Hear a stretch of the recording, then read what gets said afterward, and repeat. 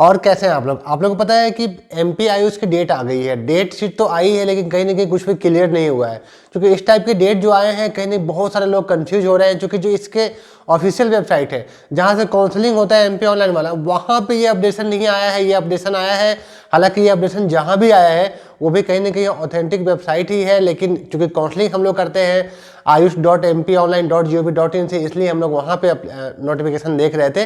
पर इस बार क्या हुआ, कहीं और आ गया है। लेकिन दोस्तों क्या है कि रजिस्ट्रेशन के डेट भी आ गए हैं आपके, साथ में क्या है वेरिफिकेशन का डेट भी आ गया है, मेरिट लिस्ट प्रकाशन के भी डेट आ गया है। लेकिन क्या है अभी किस कॉलेज में काउंसलिंग होना है उसका लिस्ट नहीं आया है, किस कॉलेज को कितने सीट मिले इसका लिस्ट नहीं आया है। तो इसलिए क्या है, चूंकि नोटिफिकेशन है तो मुझे बताना बहुत ज़रूरी है।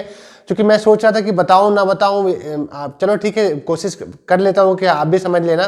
तो दोस्तों देखो, ये जो नोटिफिकेशन है, हालांकि इस वीडियो के माध्यम से मैं आपको ये जरूर बताना चाहूँगा कि अगर आप किसी कैटेगरी वगैरह से बिलोंग्स करते हो तो आपके लिए क्या है ये वीडियो बहुत ज़रूरी है आपको जानना।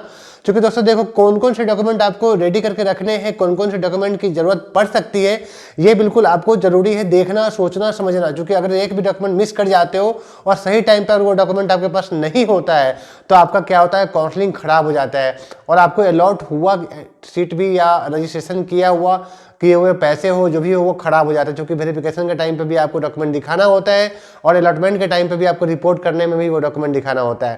तो दोस्तों क्या है कि अगर आप लोग चैनल पर नए हो तो चैनल को बिल्कुल सब्सक्राइब कर लो, क्योंकि आपको आगे जैसे जैसे अपडेशन स्टार्ट होंगी मैं देते जाऊँगा, जैसे हर बार देते आया हूँ।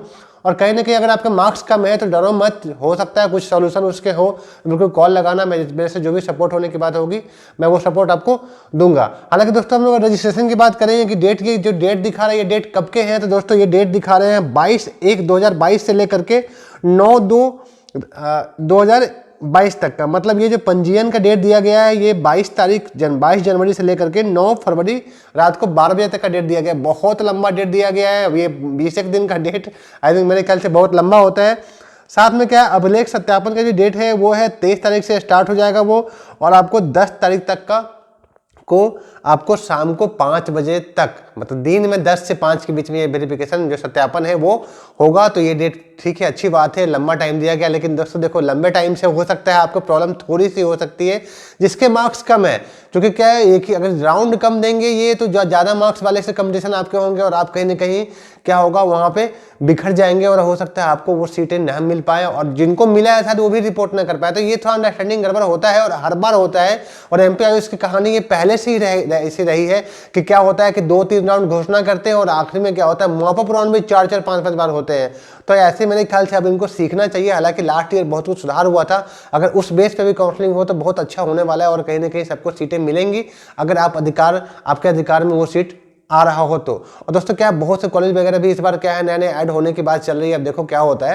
हालांकि दोस्तों अगर बात करोगे मेरिट सूची प्रकाशन की तो ये क्या है कि 14/2/2022 है ना को ये मेरिट सूची प्रकाशन होगा। और साथ में इस पेज पे ये भी लिखा हुआ है कि जो ayush.mponline.gov जहाँ से काउंसलिंग होते आए हैं, जहाँ से रजिस्ट्रेशन होना है आपको, वहाँ भी नोटिफिकेशन आएगा। तो बिल्कुल उस नोटिफिकेशन का इंतजार आप भी करते रहो, हम भी कर रहे हैं। जैसे नोटिफिकेशन आएगा हम आपको बताएंगे। और दोस्तों क्या है, अगर रिक्वायर्ड डॉक्यूमेंट की बात करोगे तो अगर आप एमपी से बिलोंग्स करते हो, आप ईडब्ल्यू से हो, ओबीसी से हो, एससी से हो, एसटी से हो, या किसी अगर विशेष टाइप के अगर स्कॉलर का अगर आप अधिकार रखते हो तो दोस्तों देखो, आपके जाति, आवासीय और इनकम ये बहुत इंपॉर्टेंट है। मतलब डोमिसाइल, इनकम, ठीक है, उसके अलावा क्या है अपने कास्ट सर्टिफिकेट, ये बहुत जरूरी है, आपको बना के रखना है। ईडब्ल्यूएस से हो तो ईडब्ल्यू सर्टिफिकेट भी आपको बना के रखना है। क्योंकि मतलब मेरा मतलब ये है कि आपने जब नीट का एग्जाम दिया था और नीट के फॉर्म जब फिल करा था उसमें आपने जितना डॉक्यूमेंट वगैरह का जो भी आप